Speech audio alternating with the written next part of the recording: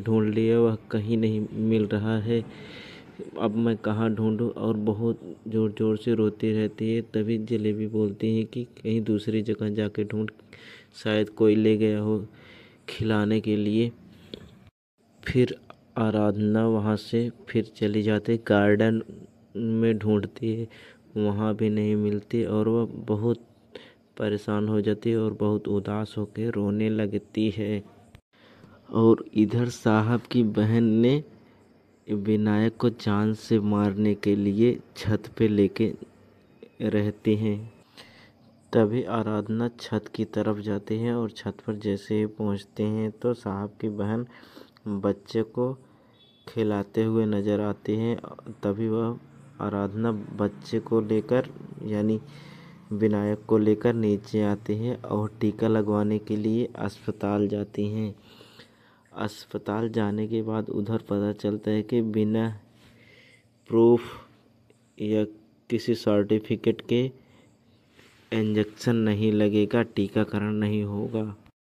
तभी आराधना एकदम परेशान हो जाती है और साहब के पास फ़ोन लगाने लगती है। तभी साहब उस जगह से गुजर रहे थे, आराधना को बैठे और बच्चों को साथ में लेकर देखा तो रुक गए और आराधना के पास आते हैं तो और पूछते हैं कि क्या हुआ तुम यहाँ। तभी आराधना बोलती है कि साहब इस अस्पताल में डॉक्टर ने कहा है कि बिना प्रमाण पत्र के टीकाकरण नहीं हो पाएगा आपके बच्चे का, इसीलिए मैं यहाँ बहुत परेशान।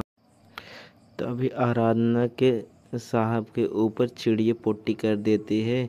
तब आराधना बोलती है कि लेकर आओ, मैं साफ़ कर देती हूँ। तभी आराधना अपने आंचल से साहब के शर्ट को और वहाँ से चली आती है गुड्डी गुड़िया लेने के लिए। तभी पहुँचता है, उसको देखकर बहुत ज़्यादा डर जाती है आराधना और एकदम परेशान हो जाती है और ज़ोर ज़ोर से चिल्लाने लगती है। तभी चिल्लाहट को सुनकर आराधना के साहब आराधना के पास आते हैं और पूछते हैं कि क्या हुआ, तुम क्यों चिल्ला रही हो।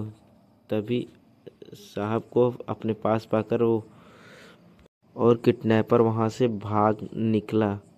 तभी आराधना बोलती है कुछ नहीं साहब, बस ऐसे ही।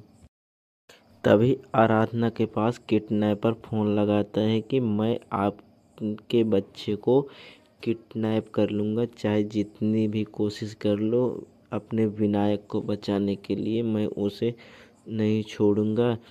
तभी आराधना डर के वहाँ से फ़ोन रखने के बाद बच्चे को लेकर भागती है। भागते भागते अचानक साहब की गाड़ी, साहब पूछते हैं कि तुम तो ठीक हो, तुम्हारा बच्चा कहाँ पर है।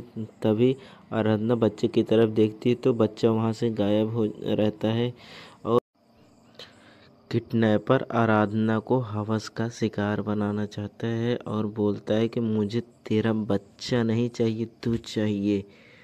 तभी आराधना बोलती है बोलो मैं किधर आना, मैं तुरंत आती हूँ। आराधना रोते रोते फर्श पर नीचे बैठ जाती है और बहुत ज़्यादा दुखी होती है और बहुत रोती है।